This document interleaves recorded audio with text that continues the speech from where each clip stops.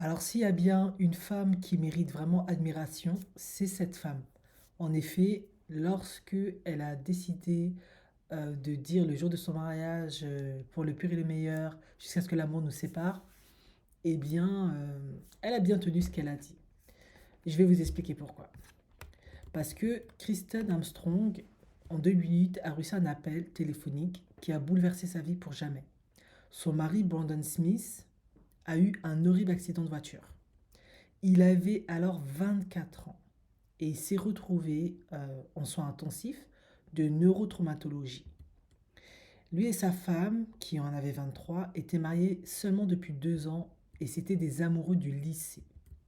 Mais malheureusement, l'état de santé de son mari a complètement changé leur vie, ben, leur relation aussi. Donc Smith, son mari, s'est retrouvé dans le coma pendant 2 mois et a été transféré dans un établissement de soins infirmiers du Texas car il avait besoin de soins constants. Il ne pouvait pas me dire s'il était vivant ou non, c'est ce que Kristen disait, qui aujourd'hui a 38 ans 10 ans après. Elle se souvient alors avoir demandé à sa mère que ferait-je si Brandon part, en tout cas va rejoindre ses ancêtres. Mais les médecins de son mari, Brandon en l'occurrence, bah, l'avaient pas prévenu qu'il allait se réveiller et que lorsqu'il allait se réveiller, il serait changé pour toujours à cause de son traumatisme crânien. Mais elle a gardé espoir qu'un miracle se produirait et qu'il serait toujours le même.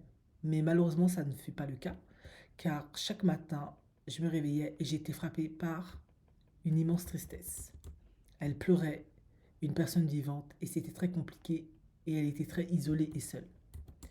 Elle avait prévu de passer le reste de sa vie avec son âme sœur, rêvé d'avoir des enfants avec lui, mais lorsqu'elle a appris qu'il ne serait plus jamais le même, eh bien, elle a décidé de divorcer. Mais lorsqu'elle a fait ce choix qui était profondément déchirant, elle a promis de prendre soin de lui pour toujours. Christian Armstrong a ensuite épousé un nouvel homme, James Armstrong, en 2015, et de manière assez exceptionnelle et extraordinaire, son nouveau mari l'aide également à prendre soin de son mari Brandon. Alors ils amènent Brandon chez elle chaque semaine, ils l'emmènent au restaurant, et ce qui rend tout cela vraiment magnifique, c'est à quel point sa famille a accepté Brandon comme faisant partie de sa famille. Donc c'est une TikTokeuse qui partage sa vie avec son nouveau mari et son ancien mari et elle a énormément de succès. Elle a même écrit: je suis tellement reconnaissante envers cet homme qui non seulement m'a choisi, mais a aussi choisi Brandon. Et tout le monde lui dit: ben, ton mari, c'est 1 sur 1 million, je connais pas beaucoup d'hommes ou de femmes qui feraient ça. Et un autre qui a rajouté: si mon cœur avait pu exploser, il l'aurait déjà fait. Que Dieu vous bénisse tous et merci de nous avoir montré qu'il y a des gens qui ont du cœur. Alors, moi je vais vous dire ce que j'en pense. Ben, effectivement, je comprends tout à fait les choix de cette femme, Kristen. Tu te maries à 23 ans avec l'homme de ta vie, avec qui tu te dis tu vas avoir des enfants. Tu n'as que 23 ans. Il lui arrive ça. Il peut partir comme il peut rester, et il est resté, mais il est tétraplégique. Il ne peut plus avoir de rapport sexuel avec toi.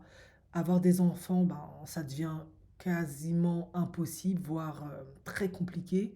Du moins, s'il y en a, tu vas devoir t'occuper de lui ainsi que des enfants. C'est juste très compliqué. Alors, je sais que vous allez me dire qu'il y a le grand scientifique qui est décédé. Je ne me rappelle plus de ce immense scientifique qui a eu une maladie dégénérative. Sa femme est restée à ses côtés, a eu quand même des enfants. Et quelques années plus tard, elle a divorcé parce que c'est compliqué. Ça reste un être humain avec des besoins.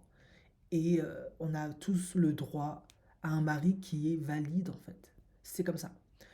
Cependant, ce que je trouve extraordinaire chez cette femme, c'est que bah, elle a quand même gardé ses vœux dans le sens où elle s'occupe de lui, ça reste sa famille. Le nouveau mari, bah, il accepte, c'est comme un frère, un cousin, un oncle dont on prend soin. Voilà, c'est ça en fait. Le mariage, parfois, ça peut aller jusque-là. C'est comme ton frère, c'est comme un membre de ta famille. Voilà, c'est devenu une autre chose. Et ben voilà, elle est jeune, elle n'a pas de mari, elle a besoin d'un homme qui peut lui faire des enfants, elle a besoin d'un homme qui peut passer du temps avec elle de qualité, l'écouter, écouter ses problèmes, lui donner de l'attention, enfin, faire l'amour avec elle. Elle a aussi besoin, elle, de donner de l'attention à un autre homme qui est valide, qui n'est pas que malade. Parce que s'occuper d'une personne malade, moi je l'ai déjà fait, c'est très particulier. Donc du coup, c'est pas du tout la même chose.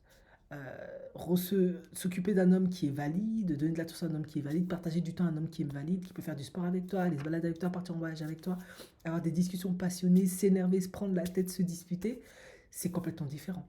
Tu es dans une position beaucoup plus d'égal qu'une personne qui est complètement dépendante, vulnérable. C'est pas la même chose. Là, tu es vraiment dans une position de soignante. Là, tu es vraiment dans une position de femme, d'amante. Voilà. Donc, moi, je trouve que c'est une très belle histoire. Et voilà, ça prouve qu'elle aimait vraiment cet homme. Mais la vie en a décidé autrement. C'est comme ça. Lui, en tout cas, je suis contente qu'il ait une femme qui est là pour lui, qui s'occupe de lui, même s'il a une famille. Au moins, il sait que, parce que malheureusement, ces personnes-là, ils vivent pas longtemps, elles ont une espérance de vie très courte à cause de tous les soins, toutes les maladies. Au moins, il sait que le jour où lui, il partira, il sera pas seul, il aura Kristen, ses enfants, son nouveau mari, il aura une famille à ses côtés. Voilà, face à cette fatalité de la vie, ça me fait tellement de la peine, ben, il a quand même été aimé malgré tout. Voilà, c'est que c'était vraiment un jeune homme exceptionnel, superbe. C'était vraiment quelqu'un de bien. Et c'est pour ça qu'elle lui a redonné ce qu'il lui a donné, tout simplement. Ah là là, c'est vraiment une histoire émouvante. Mais voilà, parfois face à la maladie, certains prennent la fuite parce que ça fait peur, parce qu'ils ne veulent pas s'embêter, etc.